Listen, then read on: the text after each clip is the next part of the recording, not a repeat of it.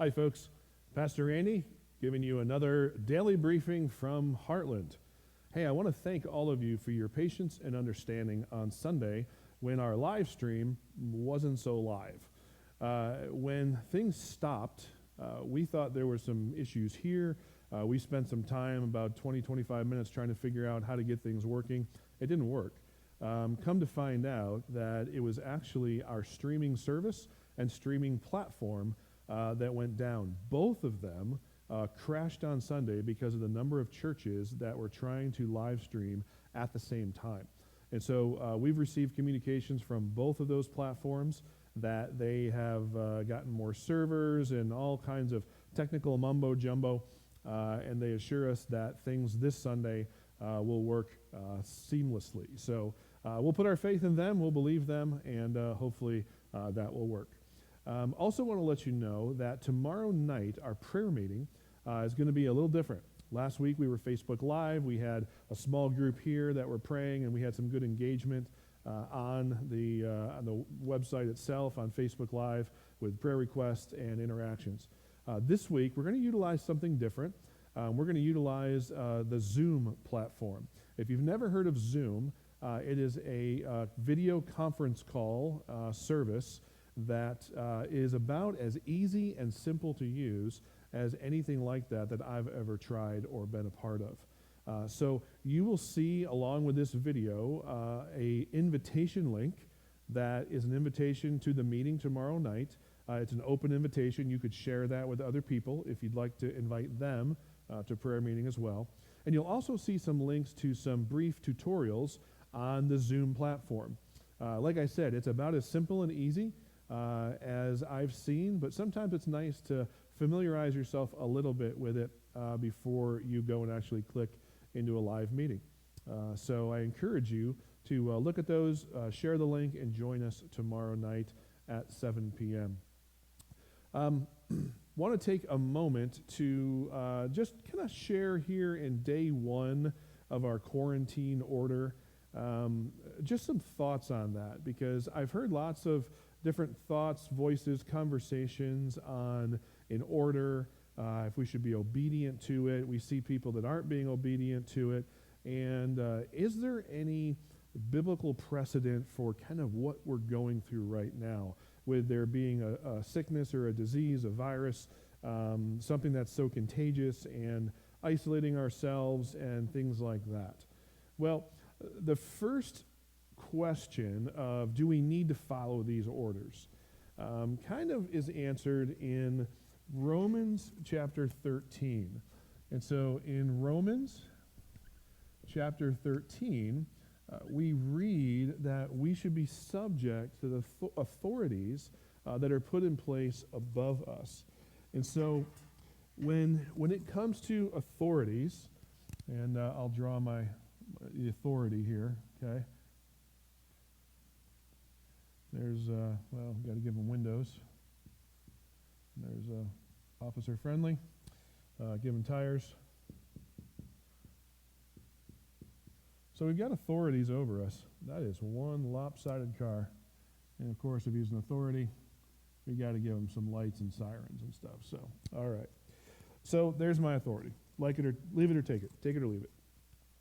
We know that we're supposed to be in submission to the authorities above us, and the only time that we really would consider civil disobedience is if there was an extreme situation where the authorities were telling us to do something that was very unbiblical, unscriptural. Think back to Daniel and Nebuchadnezzar and bowing to statues, worshiping false gods, being prohibited from praying to the true Lord, to Yahweh. And just those are the types of situations. But other than that, we are to be in submission to the authorities that are above us. And it stands even if we don't like what they're saying, even if it's inconvenient for us. And so that's pretty important that we listen and obey those authorities. But what about a quarantine? What about this idea? Well, it's very interesting that if you were to ask historians, Christian or non-Christian, when the first kind of recorded case of a quarantine was, it actually goes back to Leviticus 13 and 14. So you got a long time between Leviticus and Romans, but Leviticus 13 and 14, and if you know Scripture, you might know what they were dealing with there was leprosy. So you had a whole group of people who were very, very sick. I mean, they're sick, they're leprous. So leprosy, if you don't know, is extremely contagious. And if you got near other people, they could catch it and everything else. Well, in Leviticus 13 and 14, we read about the first quarantine. And there's very specific instructions that God gave to his people about how to deal with, how to interact with, how not to interact with people who were so contagious. And there was this original quarantine that God prescribed before they knew anything about viruses, about bacteria, about contagions, about epidemiology, the study of all this stuff, about baconology, Chick-fil-A-ology, all the real important ones. But even before they knew anything about that, Leviticus 13 and 14, we get this idea that when there's a situation where there is something highly contagious, there are protocols to have in place, and God was directing his people to do that long before we knew anything about viruses, germs, bacteria, and pandemic. Well, when we've been talking about this, and you hear this from a lot of people right now, we talk about what it means to love our neighbor. So this was one of the ways that the Jews were loving other Jews, by not spreading things around to the whole community. So when it talks about loving our neighbor, most of us think of Matthew 22. And in Matthew 22, Jesus is asked about the commandments and what's the greatest commandment. And what Jesus does is he says, you should love the Lord your God with all your heart, with all your soul, with all your mind. And I think Mark adds strength to that. And so, but what he's doing here, if you don't know, he's going all the way back to this neighborhood because he's actually quoting, Jesus is, Deuteronomy chapter 6. And in Deuteronomy chapter 6, it's what's called the Shema. And this was something that was really common, just ground into people's hearts and minds. And if you've ever been a part of a Jewish service, the Shema is often sung by the priest. He'll stand up there, he'll have his garb on and a shawl, and he'll be out and he'll say, Shema. And then you'd hear, Israel. And there's this call and response that actually is beautiful about loving the Lord your God with all your heart, with all your soul, and all your mind. And so far in Jesus' answer, he is giving a parallel answer to the Old Testament in Deuteronomy chapter 6 of the great commandment, to love the Lord your God with all your heart, your soul, your mind. But then Jesus, without being asked, adds something else to it. He says the first commandment is this, and he says, and the second is this one, to love your neighbor as yourself. And so Jesus, in answering this question, he's got a vertical, love the Lord your God with all your heart, your soul, your mind, and strength. And he's reflecting this, but he adds to it, loving your neighbor as yourself. Now, Matthew is written primarily to a Jewish audience, and when they read that, they likely would have thought about their neighbor in a Jewish sense. Because back in this time, in the Pentateuch, the beginning books of the Bible, they would have understood a neighbor to be another Jew. Because they didn't have a concept necessarily of a neighbor who was outside. What they had was the concept of a foreigner. And there's lots of commandments about how to treat foreigners and be kind to them, but it wasn't a neighbor. It wasn't kind of the neighborhood, chummy kind of feeling. And so when they heard Jesus say, love the Lord your God, they would have gotten that. But then when he says, love your neighbor, they may have had some questions about what that was. In fact, we know they had some questions because in Luke chapter 10, 25, parallel passage, someone says to Jesus, "And who is my neighbor?" And if this looks familiar to you, Luke 10:25, I referred to it last Sunday, and it's the one that Paul Honeycutt talked about. And this is the one where you've got what? The road. You've got the road. Well, they probably didn't have line paving back in the day.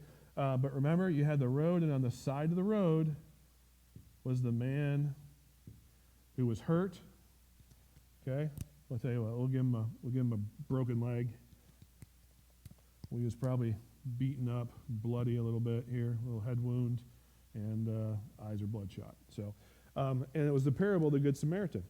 And remember, you had the priest that went way on one side. You had the Levite who went way on one side, and then you had the Good Samaritan who went right to him, took care of him, took him to the inn, gave some money, said, "I'll come back and pay for the rest." And Jesus was answering the question, "Who is my neighbor?" And he threw it back on them. And in this, we see Jesus expanding the idea that the neighbor wasn't just the Jew. The neighbor was whoever is around you.